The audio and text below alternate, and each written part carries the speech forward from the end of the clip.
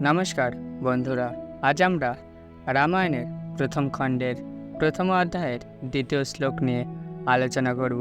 এই শ্লোকটি বাল্মীকি, মণি এবং দেবর্ষি নারদের কথোপকথনের অংশ, যেখানে বাল্মীকি মহর্ষি রামচন্দ্রের গুণাবলী সম্পর্কে জানতে চান। এই শ্লোক আমাদের জীবনের জন্য মূল্যবান শিক্ষা দেয়। চলুন শ্লোকটির ব্যাখ্যা এবং এর গল্প শুনি। প্রথমে শ্লোকটির উচ্চারণ শুনি। কনভিন্সমান সম্প্রতে লোকে গুণবানকেশ বীর্যবান ধর্মকেশ কৃতকেশ সত্যবাকে দুর্গতে।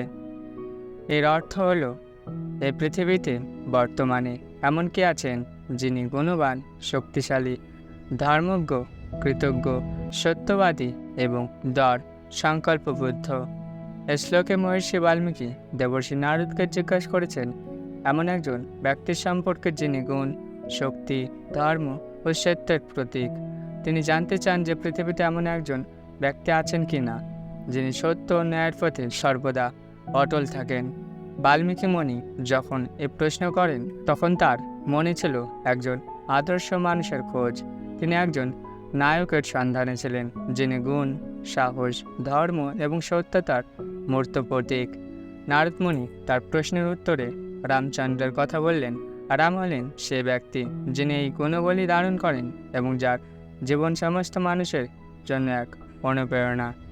শ্লোকে উল্লেখিত গুণাবলীর ব্যাখ্যা করলে দেখা যায় যে রামচন্দ্র ছিলেন একজন গুণবান। রাম তার দয়া, মমতা এবং মানবিক গুণের জন্য পরিচিত। তার চরিত্র ছিল সহানুভূতি ও সমবেদনা। রাম ছিলেন অসীম শক্তির অধিকারী। তিনি শুধুমাত্র শারীরিক শক্তিতেই নয়, মানসিক ও আধ্যাত্মিক শক্তিতেও শ্রীমন্ত ছিলেন।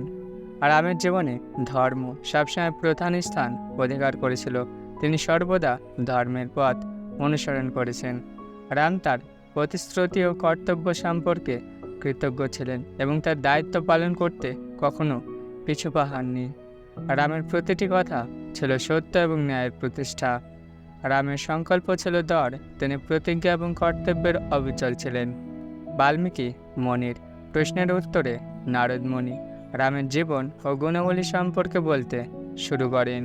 রামের জীবনের প্রতিটি ঘটনা আমাদের শেখায় কিভাবে ন্যায়, ধর্ম এবং সত্যতার পথে চলতে হয়। তিনি কেবল এক মহান রাজা নন, একজন আদর্শ মানুষও ছিলেন যার জীবন সবসময় অন্যদের জন্য অনুপ্রেরণা হয়ে দাঁড়িয়েছে। এই দ্বিতীয় শ্লোকটি রামচন্দ্রের গুণাবলী এবং আদর্শের প্রারম্ভিক পরিচয় দেয়। বাল্মীকি মুনি রামের মতো একজন নায়কের সন্ধানে ছিলেন এবং এই শ্লোক আমাদের শেখায় যে গুণ, শক্তি, ধর্ম এবং সত্য আমাদের জীবনের প্রতিটি ক্ষেত্রে গুরুত্বপূর্ণ ভূমিকা পালন করে।